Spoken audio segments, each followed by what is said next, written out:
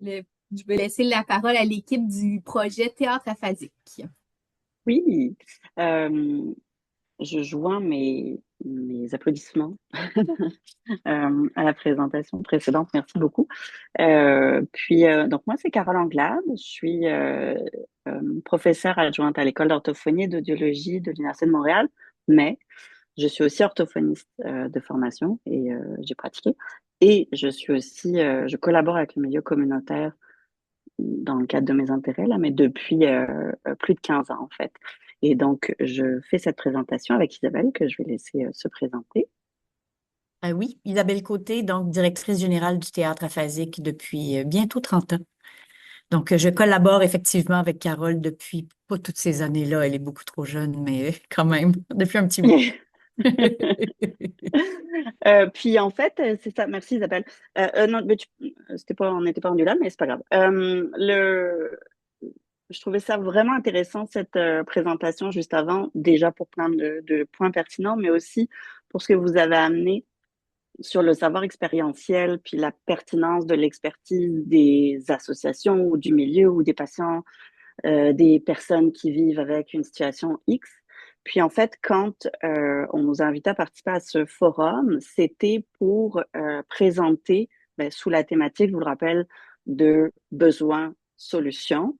Le théâtre aphasique a trouvé qu'il y avait des besoins pour son organisme qui n'étaient pas répondus et est allé mettre en place des solutions qui, selon moi, puis je peux le dire parce que je suis impliquée de façon minime dans l'organisme, je suis théoriquement pas biaisée, qui sont assez extraordinaires, puis qu'on trouvait pertinent de vous finalement montrer cet exemple ou cette illustration de ce type de savoir expérientiel, de ce type d'expertise qui, en l'occurrence, n'ont pas été attachés à un projet de recherche. C'est-à-dire que moi, j'interviens pas ici comme chercheuse de l'Université de Montréal.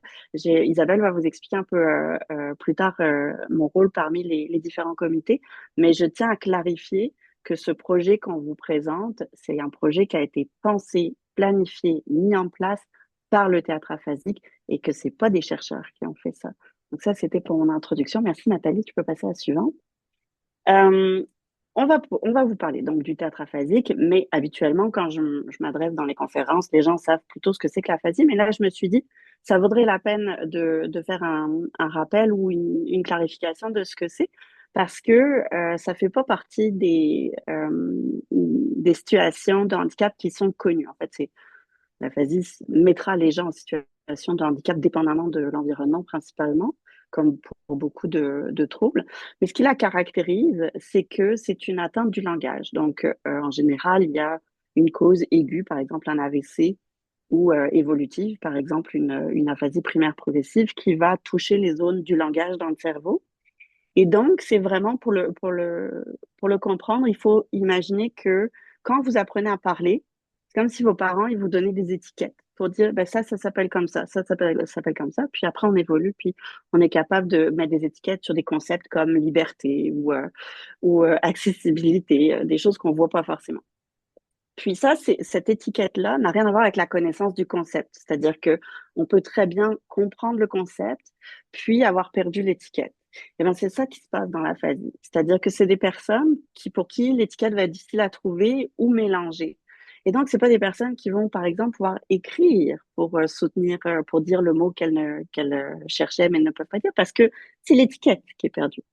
Donc, comme le dit Lise, qui est comédienne au théâtre aphasique, l'aphasie, c'est un peu comme se retrouver dans un pays dont on ne maîtrise pas la langue. Puis ça vient masquer la compétence de la personne et ça empêche la personne de parler de sa condition parce que il y a à peu près 100 000 personnes au Canada qui vivent avec une aphasie, mais il y a tellement peu de gens qui connaissent ce que c'est que l'aphasie.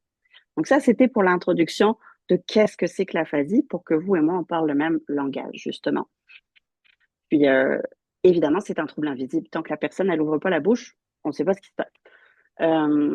Ça a un impact majeur sur la vie quotidienne parce que toute interaction, notre participation repose principalement sur des interactions.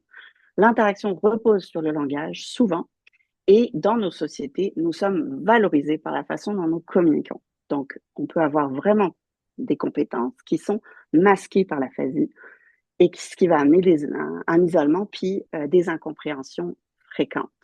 Donc, le théâtre aphasique euh, est né de ce besoin d'avoir des lieux qui sont sécurisants pour les personnes qui vivent avec une aphasie.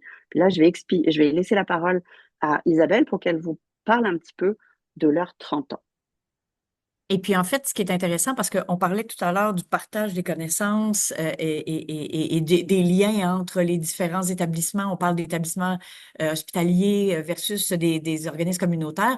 Et le théâtre aphasique est né, lui, grâce justement à ces liens-là.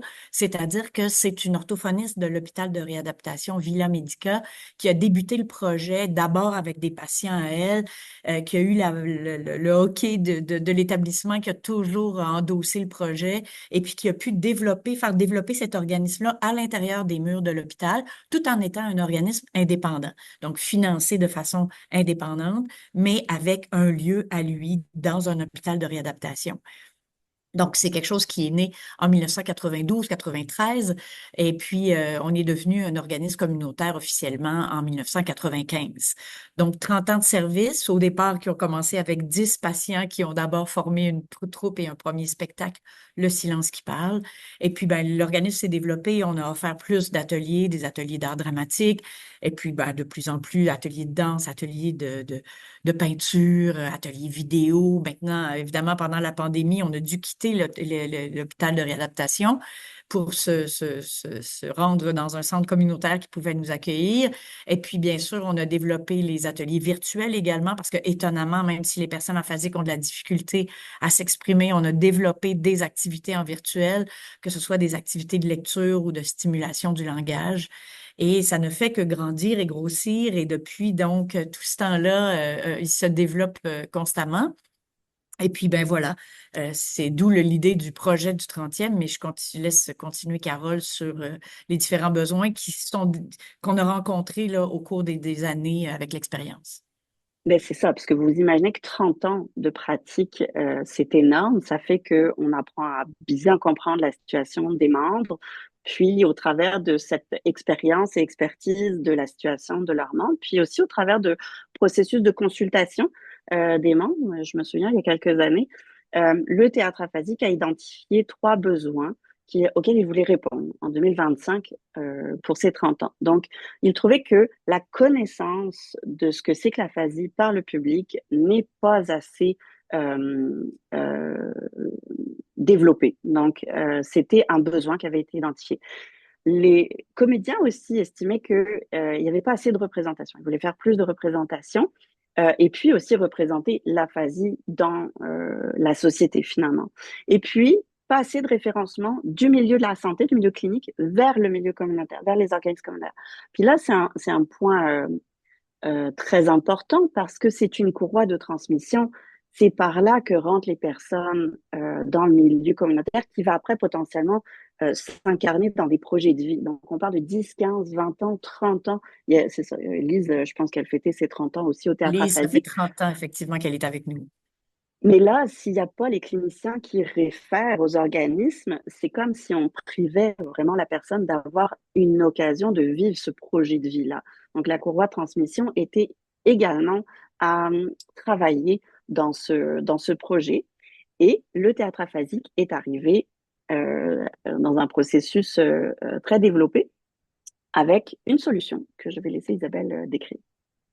J'ai en même Diapo temps, j'ai le goût de continuer ce que tu disais. C'est tellement important pour nous le référencement parce que vous devinez qu'il n'y a pas une personne aphasique qui, au moment où elle ne parle plus, va se dire, je vais aller faire du théâtre, quelle bonne idée. C'est impossible. On a déjà fait un sondage, c'est 99% des gens qui seraient jamais venus au théâtre aphasique s'il n'y avait pas eu du référencement d'orthophonistes, de travailleuses sociales, d'éducateurs spécialisés. Donc, c'est important que les gens s'informent, que les gens connaissent qu'est-ce qu'on offre comme service et en parlent à leurs patients. Je dis en parle, des fois, c'est même aider un petit peu à venir aux ateliers. Et puis, les gens, évidemment, ils sont dans un système de confiance avec les intervenants de la santé. Et puis, ils ont besoin de faire confiance à quelqu'un d'autre. Puis souvent, quand on se passe la main, quand l'orthophoniste, le thérapeute vient avec son patient à nos ateliers, ben, c'est comme si on transmettait la confiance à quelqu'un d'autre, à un organisme communautaire. Et cette personne-là peut continuer de se développer chez nous quand ce lien-là a été fait, quand cette confiance-là a été gagnée. Mais là, je suis ailleurs. Là, on vous parle du projet. Donc, ce fameux projet qui nous a permis de développer le silence qui parle, l'exposition, parce que le théâtre aphasique, on fait des spectacles, vous devinez, mais le spectacle, c'est on rejoint tant de personnes à la fois. S'il y a 30 personnes ou il y a 100 personnes dans la salle, on ne communique qu'avec ces 30 ou ces 100 personnes-là à la fois. On s'est dit, ce serait le fun d'avoir quelque chose qui soit un petit peu plus développé. Pourquoi pas une exposition qui raconte l'histoire du théâtre aphasique des 30 ans, mais qui parle d'aphasie, qui parle de l'intervention des intervenants, qui vient aussi donner de la lumière, qui vient donner de l'espoir aux personnes aphasiques. Donc, on s'est dit, ça serait tellement extraordinaire d'avoir une exposition immersive, interactive, dans laquelle il y aurait aussi une possibilité pour les visiteurs de venir essayer qu'est-ce que c'est que l'aphasie, qu'est-ce que c'est au quotidien, les difficultés rencontrées. Donc, il y a des jeux dans chacun des modules de l'exposition où les gens peuvent venir tester qu'est-ce que ça fait quand on est au téléphone, qu'on essaie de rejoindre les gens, puis que les gens comprennent pas ce qu'on dit. Alors, il y a comme ça, tout au cours de l'exposition, des petits jeux comme ça. On sait bien sûr qu'on veut amener des informations scientifiques importantes. On ne veut pas que ce soit fait de façon à la légère. Donc, oui, il y a de la légèreté. On montre des costumes du théâtre, on montre des photos du théâtre, on parle de l'histoire, mais on veut aussi arriver avec des informations pertinentes. Donc, on s'est dit, allons-y donc avec une exposition qui, va faire 5 villes, parce que pourquoi juste faire Montréal? Ce serait si simple.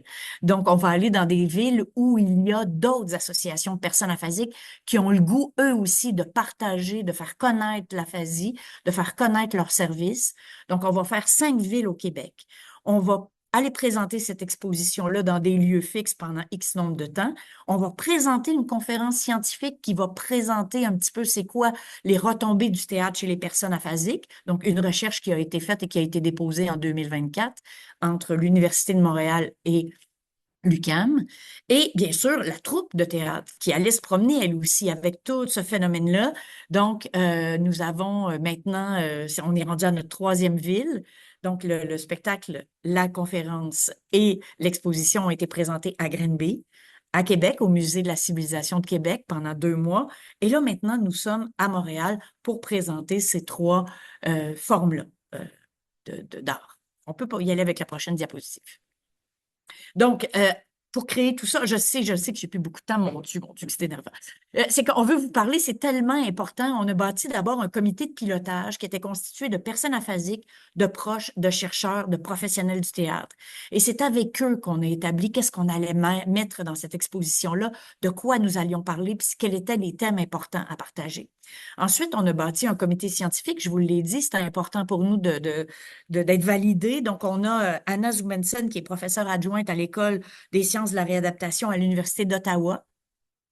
On a Ingrid Verduit, qui est professeure agrégée faculté de médecine de l'École d'orthophonie de l'Université de Montréal. On a Maude Gendron-Langevin, qui est professeure agréée de l'École supérieure de théâtre de l'UQAM. Et on a Carole Anglade, qui est également professeure adjointe, donc faculté de médecine en orthophonie de l'Université de Montréal. Donc, c'était cette équipe-là qui a été notre comité scientifique puis qui a validé toutes nos décisions. Et bien sûr, un comité régional, donc à travers les différentes villes que nous allons faire, parce qu'on n'a pas encore terminé notre voyage. Donc, on a des associations sur place qui collaborent avec nous, qui font partie de l'exposition également. On leur a gardé un module juste pour eux pour parler de ce qu'ils font. Et puis, bien sûr, on a une équipe de partenaires, dont, entre autres, Emma Fakfak, qui a fait une bande dessinée pour expliquer l'importance du référencement des orthophonistes et du milieu de la santé vers les organismes communautaires, vers le théâtre aphasique. Prochaine slide. Et dernière. Et donc, en fait, je pense que Isabelle vous a très bien expliqué à quel point le théâtre aphasique peut avoir un impact significatif sur ses membres, puis au travers de différentes activités. Et cet impact a été analysé, étudié par deux chercheuses donc, qui font partie du comité scientifique. Il s'agit de Maud Gendron-Langevin de l'UQAM puis de Ingrid Verduct de l'Université de Montréal. C'est un projet qui a été financé par l'OPHQ et qui est vraiment allé regarder qu'est-ce que ça change dans la vie des gens. Puis ça, cette conférence, c'est celle qui accompagne l'exposition itinérante dans chaque ville. Donc là, vous avez les détails de la conférence la prochaine vendredi à Montréal. Mais dans chaque ville, c'est ce que Isabelle mentionne aussi, c'est qu'il y a eu de la collaboration disabilité de Nathalie. Il y a eu de la collaboration avec les organismes communautaires, puis il y a aussi une conférence de la QPA qui a été la toute première association québécoise de personnes aphasiques au Québec. Donc, ils ont 40 ans d'expérience, puis eux aussi vont parler des projets de recherche qu'ils ont en collaboration avec différentes universités. Donc, pour aller écouter ces conférences-là, vous avez l'information, vous avez également le site Internet sur l'exposition, et puis l'exposition est également accessible jusqu'au 5 octobre à Octobre. l'Écomusée du Fiermont à Voilà. Montréal. Et je me tais. Merci beaucoup. Merci. Merci à toutes et à tous. Bravo d'avoir bien respecté le temps.